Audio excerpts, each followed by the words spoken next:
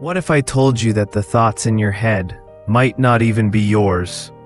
That the life you're living, the choices you make, even the dreams you chase could all be scripts written by forces you don't see. Religion, family, culture, society. Each one carving masks for you to wear. But here's the question. Who are you when every mask is stripped away? That's the danger and the power of Carl Jung's idea of individuation. Carl Gustav Jung was a pioneer of depth psychology, a thinker who ventured beyond traditional theories of the mind to explore the vast hidden realms of the unconscious. Unlike many psychologists of his time, Jung did not believe that mental well-being was simply about adjusting to societal norms. Instead, he saw psychological growth as a journey toward individuation, the process of becoming one's most authentic self. But here's the reality. Most people never take that journey. They remain trapped within a version of themselves that has been shaped by external influences. They live according to expectations, never questioning whether the life they lead is truly aligned with who they are. They seek validation from the outside world, believing that happiness comes from approval, success, or fitting in. Yet deep down, there is a quiet unrest, an unshakable sense that something is missing. Jung believed that true life begins when we stop running from ourselves. But before we can talk about what it truly means to find yourself, we must first understand what prevents most people from ever doing so. From the moment we enter the world, we are conditioned. We are given names, identities, and predefined roles. We are taught what is acceptable and what is not, what is rewarded and what is punished. This process is so subtle and gradual that we rarely question it. We adapt, we conform, and over time we learn to suppress parts of ourselves that don't align with the expectations placed upon us. Think back to your childhood. Were there moments when you expressed yourself freely only to be met with disapproval? Perhaps you were told to be realistic, to stop being too sensitive, or that certain emotions and desires were inappropriate. Slowly, you learned to hide those parts of yourself, to tuck them away where no one could see them. And in doing so, you began to build a mask, what Jung called the persona. The persona is the face we present to the world. It allows us to function in society, to navigate relationships, and to gain acceptance. But here's the problem. The more we identify with this mask, the more we lose touch with our real selves. We begin to believe that we are the persona, forgetting that there is something deeper beneath it. And then there's the other side of the coin, the shadow. If the persona is what we show the world, the shadow is what we hide from it. It consists of everything we have rejected or suppressed within ourselves. Our fears, our unspoken desires, our vulnerabilities, and even our hidden strengths. And here's where it gets even more profound. The shadow doesn't just disappear. It doesn't vanish simply because we refuse to look at it. Instead, it operates beneath the surface, influencing our thoughts, our behaviors, and even our emotional reactions. The parts of ourselves that we reject don't go away. They manifest in unconscious ways, often in the form of projection. Have you ever intensely disliked someone without fully understanding why? Have you ever been triggered by certain behaviors in others that seem to provoke a strong emotional reaction? Jung believed that when we are disturbed by qualities in other people, it is often because those very qualities exist within us, hidden within our own shadow. But what if I told you that within the shadow lies the key to true self-discovery? That the parts of yourself you've suppressed and ignored are not your enemies, but rather the missing pieces of your wholeness. Jung's great insight was this: psychological growth is not about eliminating the shadow. It is about integrating it. It is about looking into the depths of your own unconscious and facing what you have denied. Because when you do, you unlock a profound source of personal power, authenticity, and freedom. This is where the real journey begins. Are you ready to confront the truth of who you are? To break free from the illusions that have shaped you? Because what comes next will challenge everything you thought you knew about yourself. And it will open the door to a life that is truly yours. Most people go through life believing that they already know who they are. They define themselves by their name, their job, their culture, their past experiences. But what if I told you that your identity is far more complex than you realize? That the self you believe yourself to be is just a surface-level construct, a fraction of a much deeper, more profound reality. Carl Jung believed that within every individual there exists a hidden world, a vast and intricate inner landscape filled with forgotten memories, suppressed emotions, unacknowledged desires, and untapped potential. And the key to truly finding yourself is not in constructing a new identity, but in uncovering what has been buried within you. Let's take a moment to reflect. Have you ever felt a deep, unexplainable longing for something more? A sense that there is a greater version of yourself waiting to emerge. This is not just imagination. It is the voice of your unconscious mind calling you to something greater. Jung referred to this process as individuation. He believed that true fulfillment comes not from conforming to external expectations, but from integrating all aspects of ourselves, the good, the bad, the light and the dark. But before we can integrate these parts, we must first confront them. And this is where most people stop. Why? Because facing yourself is uncomfortable. It requires looking at aspects of your personality that you have long ignored. It demands that you question long-held beliefs, challenge your fears, and confront the inner conflicts that have shaped your life. Think about it. How often do we avoid silence? How often do we distract ourselves with work, social media, entertainment, or anything that keeps us from sitting alone with our thoughts? This constant distraction is not accidental. It is a defense mechanism, a way of avoiding the deeper questions that linger beneath the surface. But no matter how much we try to avoid them, these hidden aspects of ourselves do not go away. They show up in unexpected ways, through anxiety, self-sabotage, unfulfilling relationships, or a persistent feeling of being lost. Jung believed that our unconscious mind is always speaking to us, but we have learned to ignore its messages. However, if we start paying attention, we begin to see patterns.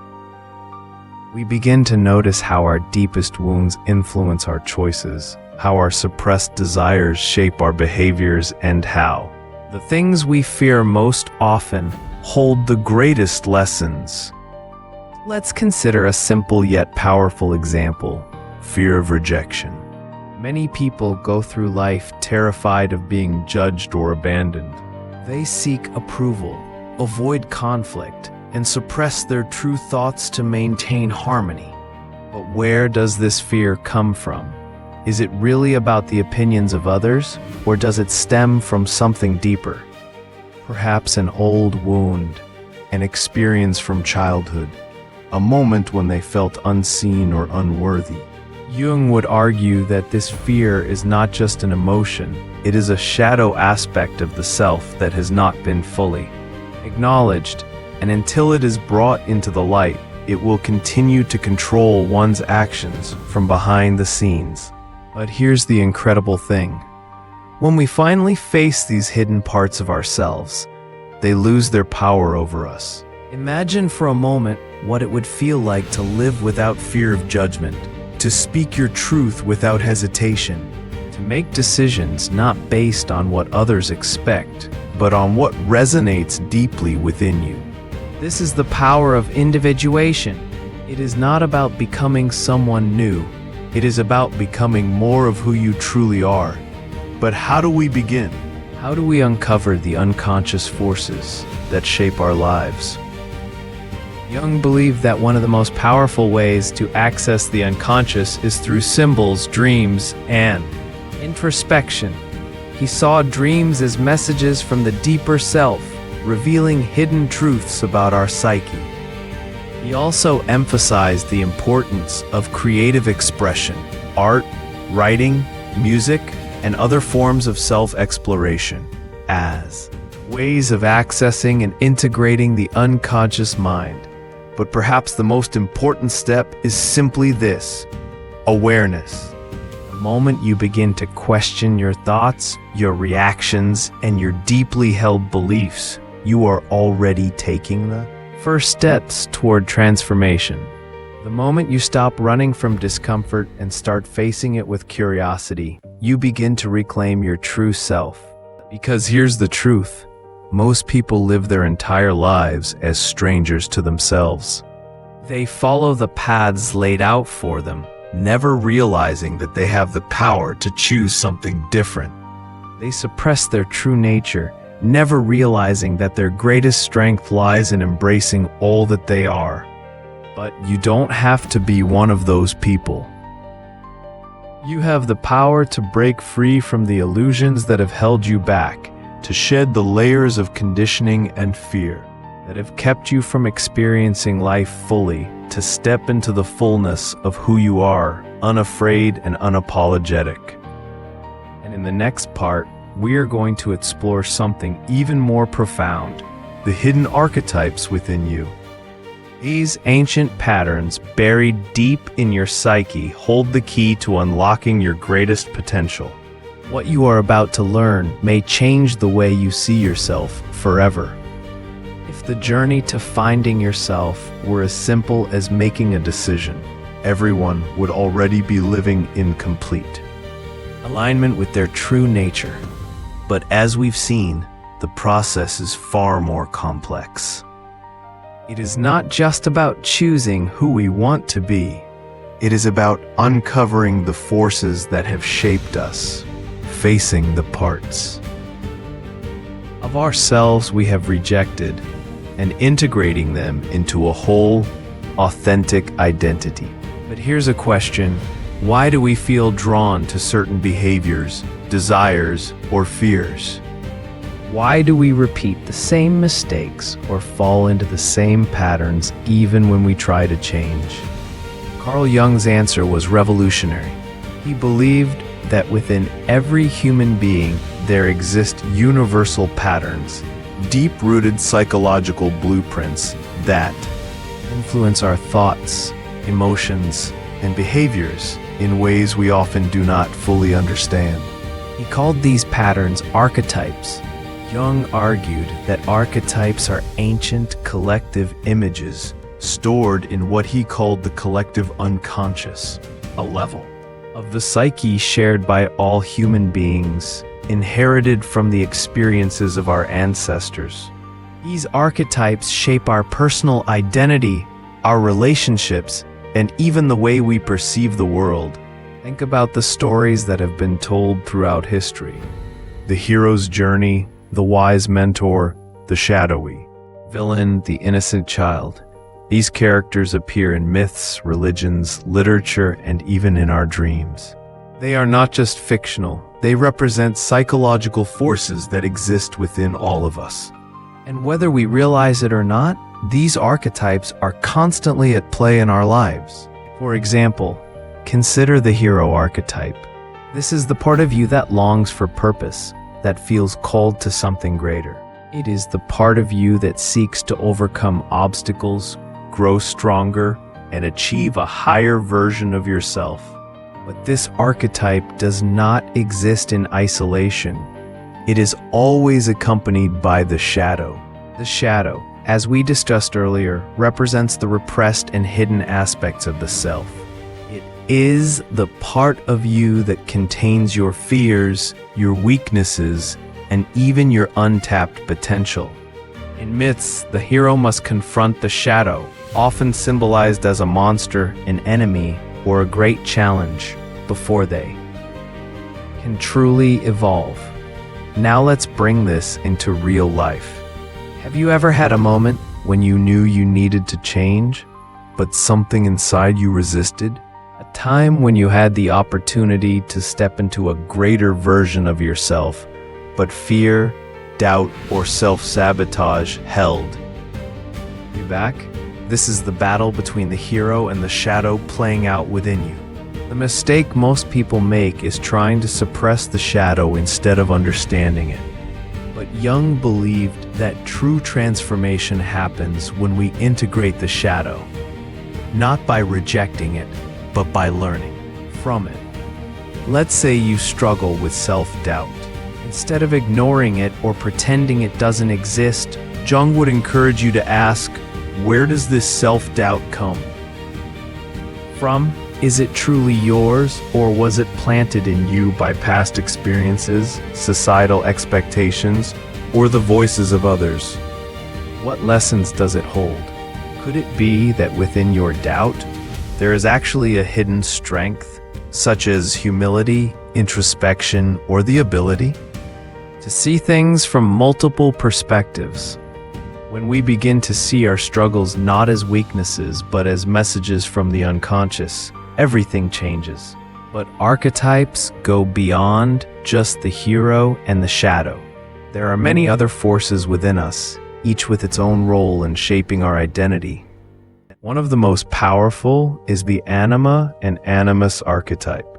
Jung believed that within every man, there exists a hidden feminine side, the anima, and within every woman, there exists a hidden masculine side, the animus. These are not about gender in the physical sense, but about the balance of energies within us. The anima represents intuition, emotion, creativity, and deep connection with the unconscious. The animus represents logic, structure, discipline, and assertiveness. When these two forces are in balance, a person feels whole. But when they are out of balance, inner conflict arises. For example, a man who rejects his anima may struggle with expressing emotions, fearing vulnerability as a weakness. A woman who rejects her animus may struggle with asserting herself, feeling hesitant to take control of her own life. But when these energies are embraced rather than suppressed, they become a source of immense strength. And this leads us to one of the most important truths Jung discovered. To find yourself, you must embrace all parts of yourself, the light and the dark, the masculine and the feminine, the known and the unknown. Individuation is not about becoming something different. It is about becoming whole. But there is one final piece to this puzzle. One last revelation that ties everything together, and it is perhaps the most powerful of all. Because the greatest obstacle to finding yourself is not just fear or self-doubt or external conditioning. It is something far deeper, something hidden in the very fabric of how we perceive reality itself. And in the next part, we are going to uncover it. What you are about to hear will challenge everything you thought you knew about yourself, and it may just change your life forever. Throughout this journey, we have explored the hidden forces shaping your identity, the masks you wear, the shadow you suppress, and the archetypes influencing your thoughts and behaviors. But now we must confront the deepest illusion of all, the illusion of self. You see, most people go through life assuming that their identity is fixed, that they are a single, unchanging self that moves through time, shaped by memories and experiences. But Jung, along with many great philosophers and mystics, understood something radical. The self is not a static entity. It is fluid, ever-changing, and far greater than we have been led to believe. What if the version of you that you identify with right now is only a fragment of something much larger? What if the person you think you are is just one expression of a limitless consciousness that has been evolving for centuries, across lifetimes, through inherited wisdom and experience? Jung explored this idea through the concept of the self, not the small, ego-driven self that clings to labels and fears, but the true self, the totality of who you are beyond the illusions of identity. And this realization is both liberating and terrifying, because it means that everything you have believed yourself to be, all the fears, the limitations, the stories you tell, yourself is not the full truth. It is merely a construct, a temporary framework built by the mind. And here's the most powerful truth of all. You are not just a single, isolated being moving through life. You are a vast, interconnected field of consciousness, carrying within you the wisdom of generations, the depth of the unconscious, and the potential for transformation that is beyond imagination. But if this is true, then why do we feel so limited? Why do we experience suffering, doubt, and fear? The answer lies in the ego. The ego is not the enemy. It is simply the part of the mind that creates a sense of separation. It is the voice in your head that says, "This is who I am and this is who I am not." It builds walls, defines borders, and keeps you tethered to familiar patterns. And while the ego serves a purpose, it is also the greatest obstacle to self-discovery. Because in truth, you are not limited to a single identity. You are a being in constant evolution. And the moment you stop clinging to the idea of who you think you are, you unlock infinite possibilities. But how do you do this?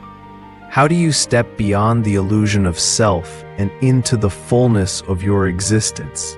Jung offered a path, one that requires courage, deep introspection, and a willingness to surrender everything you thought you knew about yourself. First, embrace the unknown. Most people fear the unknown because it represents uncertainty, but the unknown is where growth happens. It is where transformation occurs. When you stop resisting the mysteries within you and instead lean into them with curiosity, you begin to see the world and yourself with new eyes. Second, release attachment to labels. You are not just your name. You are not just your job, your past, or your personality. You are something far beyond definition. When you let go of rigid identities, you create space for something greater to emerge. Third, listen to the unconscious.